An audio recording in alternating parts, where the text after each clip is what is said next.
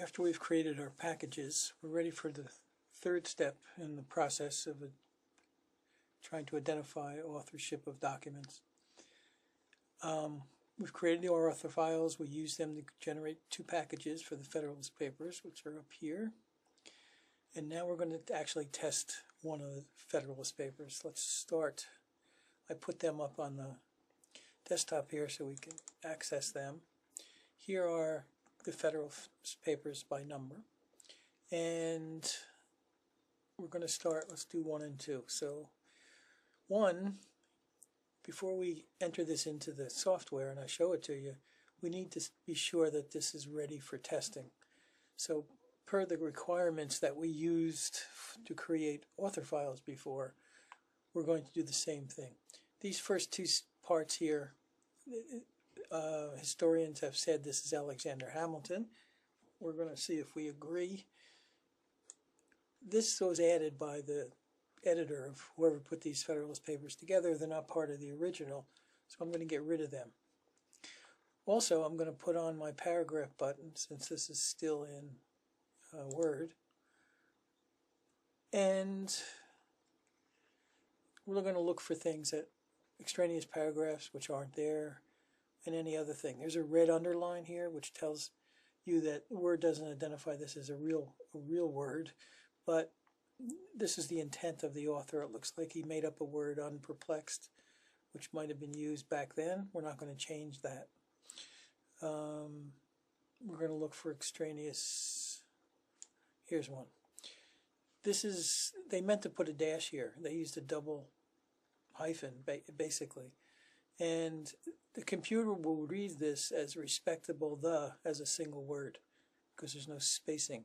If you want to put a dash in, you need to have a space. You can use that hyphen and another space, but it will read that as a dash.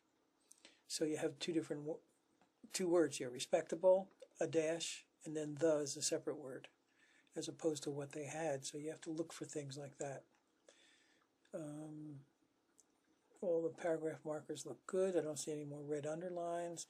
You'll notice a lot of capitalizations here.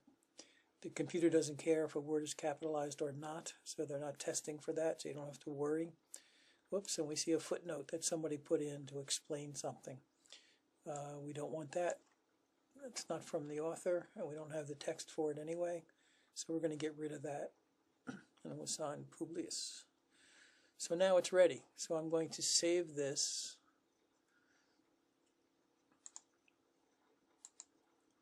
Back where it came from.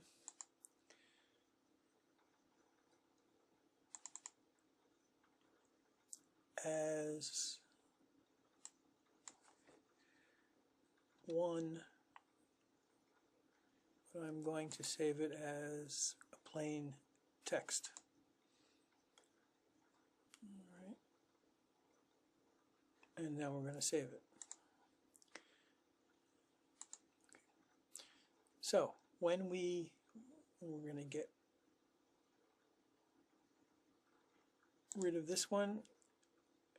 And now we're going to call up the other piece of software. We use the package generator. And now we're going to use the JGAP Author Quick Test,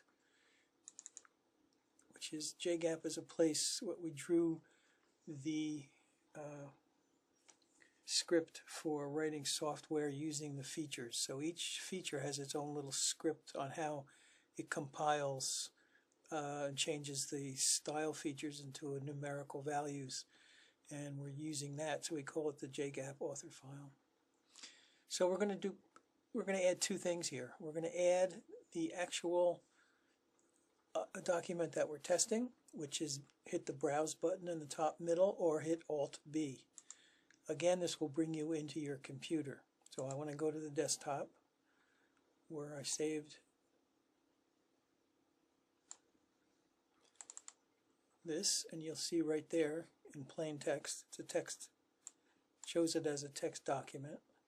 We're going to, and number 1 is the first Federalist paper. Federalist Papers number 1 as text. And we've entered from our computer the document that this software is going to run. Second thing to do, on the top left or Alt F, you're going to hit the File button, And when you do that, you only have one choice, which is Alt-L, which means load the author package. When I hit that, I'm going to use our desktop versions that we did. So I'm going to go there, and here they are. Federalist Papers 1 and 2. These are the two documents that we created. And you could have saved this into your package folder, which I also have, but I'm keeping everything visual here. So up on the very top, you'll see this is the package that we're using to test this document. And then you just need to go to the top right and hit Alt-R or hit the button, Run Experiment. And they're doing a similar thing they did when we created the packages. And this should only take, since there's only 4 authors, this should only take a few seconds. And there it is. Now there's a lot to discuss on the graphs, which we're going to do on our 4th part. However, in general, anything over 40% is very significant. Hamilton scored well over 50%, almost 60%. That's very strong. But there's a chance we're still missing the right author, so we should do more tests. So also notice that that was automatically saved underneath the document that you're testing. That graph now is right here automatically. It puts it into your computer where you got that item. So the test for that is right here if you want to call it up later on. I'm going to test with our second Federalist paper, and I just need to go to File again, or Alt-F, and Alt-L, or Load. And we're going to go to the desktop again and find our Federalist Papers 2. Appears on top as Federalist Paper 2. We're testing the same document. And let's see what we get with more authors, with 8 authors. This will take a few more seconds, but it won't be long. We'll be discussing the graphs and how to approach a document in overall and when we get to the 4th part, but I'm going to introduce a lot of the concepts right now. All right, Hamilton again against 8 people comes up with nearly 50%. That's very strong. If he had just hit near 40, it would have been significant. Now, like I said before, with enough authors, I try to test 15 to 20 times with different combinations of authors. And if we really need a definitive answer, we would carry on putting in more different authors, always using Hamilton. There is one thing we can do now, which I do frequently, and that is if 2 people come up significantly, usually more than 30%, I can take these 2 authors, go to my Generate a Package, and just select these 2 authors and do a head-to-head test to see which will come out. I can do that very quickly. Just to show you this again, I'm going to enter Alt-B where my author files are, which are in my computer. And I'm going to open that or enter, and then I'm going to tab down and deselect by hitting the space bar, or I can just click on All Select. And I'm only going to pick Hamilton and Gouverneur Morris just to show, because he showed up at over 20%, so there might be something there. And I'm going to generate that, which will only take a few seconds because there's only 2 people, just to make sure that Hamilton's the decisive choice, which historians say he was for whatever reasons they had. And then I quickly want to test a second one.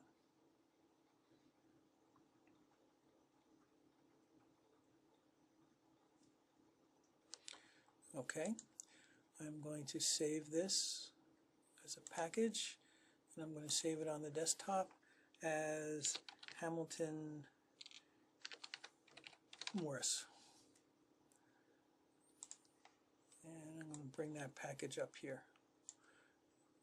Get rid of that, and now I'm going to, with the same document, I'm going to load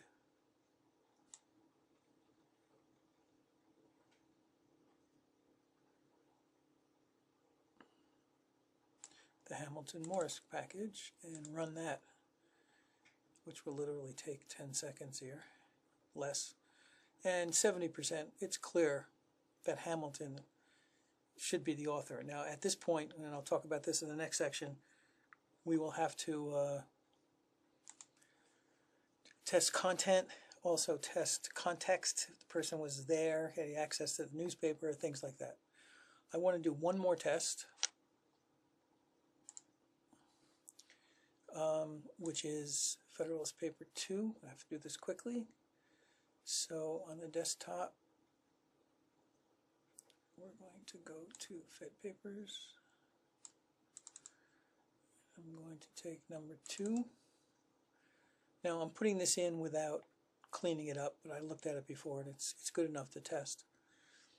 And I'm going to use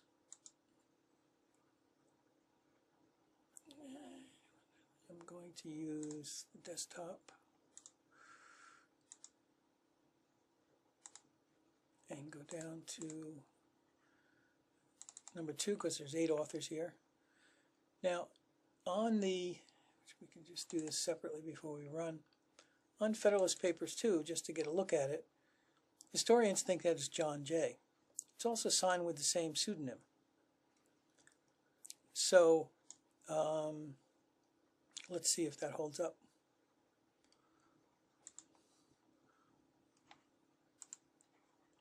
We got our Fed Papers 2, we got the document number 2, we're going to run the experiment.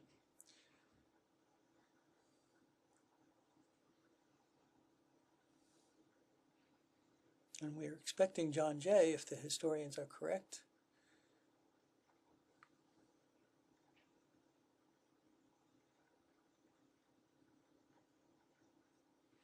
Whoops. John Jay is pretty insignificant. Adam gets about 20%, but look at John Witherspoon, well over 50%. Historians might be wrong here. So at this point, I would make a test between Adams and Witherspoon, and we'll get more into this when we do the 4th part.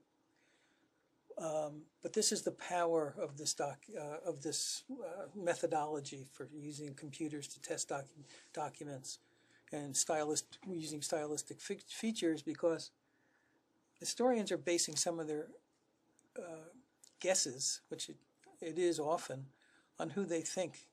If they think, well, this style sounds like Jay, or Jay said something similar.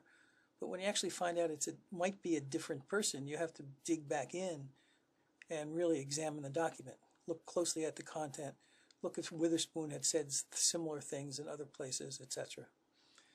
So it becomes a multidisciplinary long-term project, and this is a key tool to direct historians or literary analysts into where to look. Further testing that I did on Federalist Paper 2 shows that Witherspoon is very strong. Head-to-head against any one of these people, he's in the 70 to 80% mark. So we'll pick this up on the 4th section.